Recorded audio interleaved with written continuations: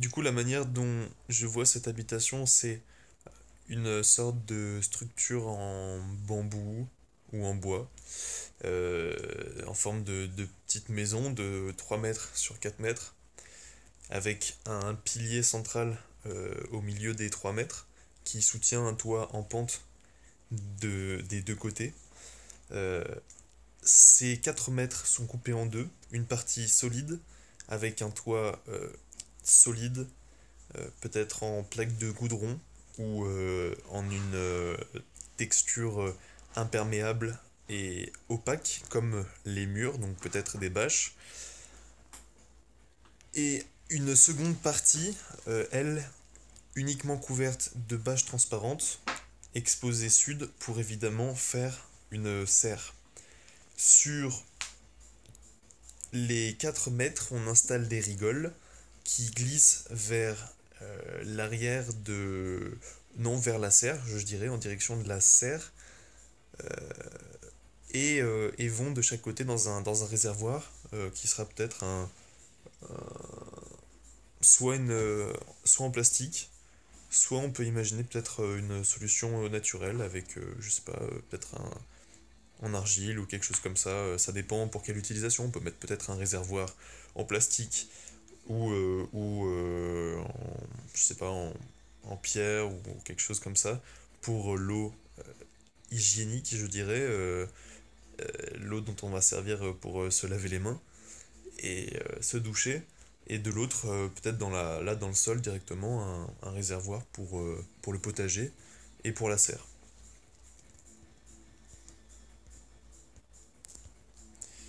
Euh, la deuxième, euh, la deuxième idée, c'est aussi de pouvoir euh, récupérer des boutures sur tous les arbres qu'il y a environnants, de voir ceux qui se placent idéalement sur en fait le contour de l'habitation, faire une sorte de coupe-vent, donc un arc de cercle composé de grands arbres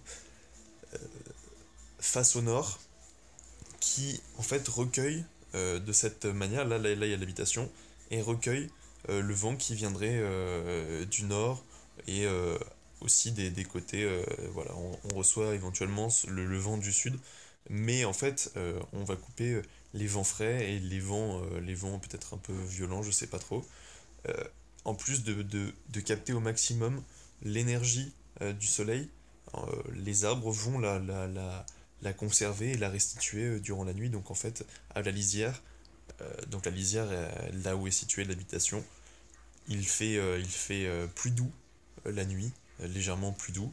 Et bon, la forêt a d'autres avantages que j'ai pas en tête. Voilà, ensuite il y a un potager évidemment. Donc ce potager là aussi, on va faire un intrant de semences. Je pense pas planter d'arbres, peut-être, en fait, je sais pas trop.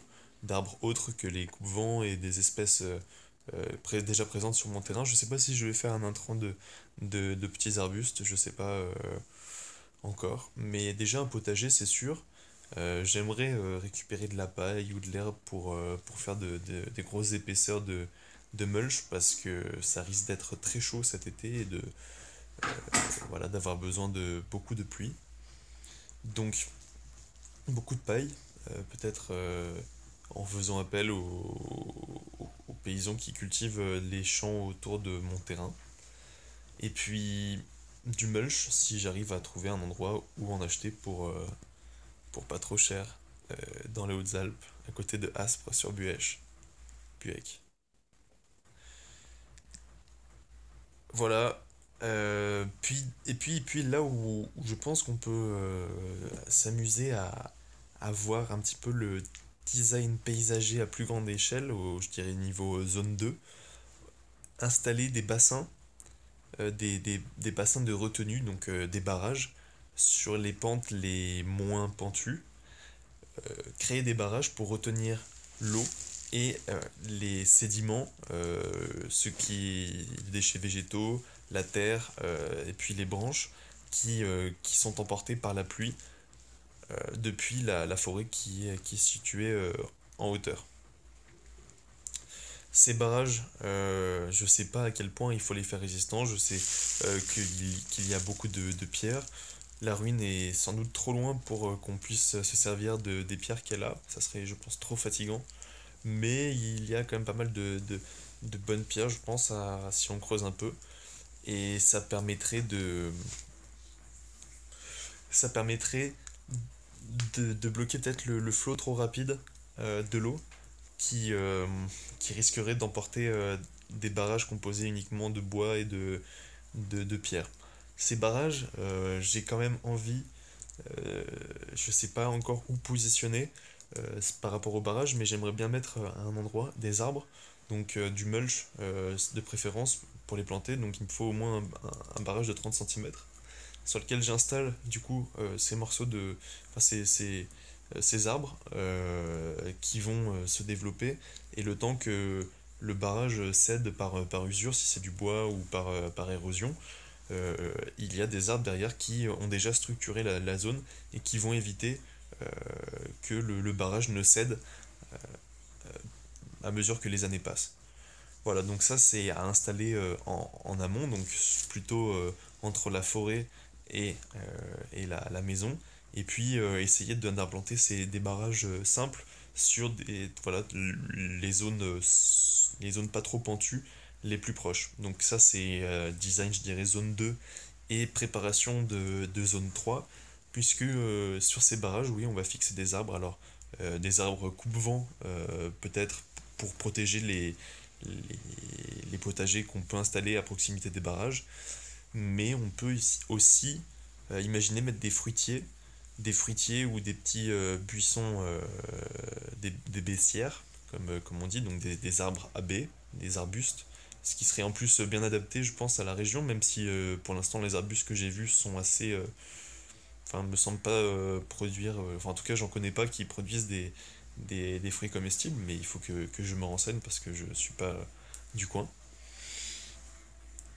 Et puis, moi, je pense que c'est déjà pas mal en termes d'installation. Après, il y a la forêt en haut, dont j'aimerais bien faire un usage. Peut-être, comme c'est plat, je pense qu'on pourrait y faire un dojo, un endroit où on pourrait faire des arts martiaux ou je sais pas quoi. Donc là, c'est clairement pas esthétique, mais plutôt pour le loisir, parce qu'il faut pas se négliger. On a la flemme, mais il faut quand même qu'on s'occupe à des moments. Voilà. Donc il va falloir trouver des activités et des activités qui ne demandent pas trop d'électricité. Euh, pour l'instant, mon plan c'est d'acheter un panneau solaire, mais un ami m'a dit que c'était pas top au niveau des esclaves énergétiques. Alors j'ai entendu esclave, ça m'a fait peur, il faudrait que je me renseigne, mais pour l'instant, voilà, un panneau solaire permettant d'alimenter au moins un, un ordinateur portable, parce qu'il y a, il y a du réseau sur ce terrain. Et du coup, ça me permettrait de pouvoir travailler quelques jours par-ci par-là si j'ai pas envie de rentrer chez moi. Voilà. Et voilà, et ensuite, je pense qu'on a fait pas mal déjà le tour. Il y a la forêt, ouais, du coup, en haut, mais à nettoyer, il y a pas mal d'arbres morts. Donc ces arbres morts pourraient servir à faire des buts, des huggle cultures, euh, qu'on pourrait mettre dans le potager, en fait, pour conserver encore plus d'humidité, parce que c'est vrai que ça risque d'être crucial. Donc ça, ouais, voilà, en le lisant, je pense à ça. On va descendre les rondins, parce que comme ça, en plus, ça les descend, c'est pas trop fatigant. On va pas avoir les montées. On dégage la forêt, on la nettoie, et ensuite elle est belle. Et ensuite, je me demande si on peut pas installer encore d'autres types de potagers dans cette forêt. Comme ça, on a vraiment toute la pente exploitée, donc de la yourte dans la clairière. Euh,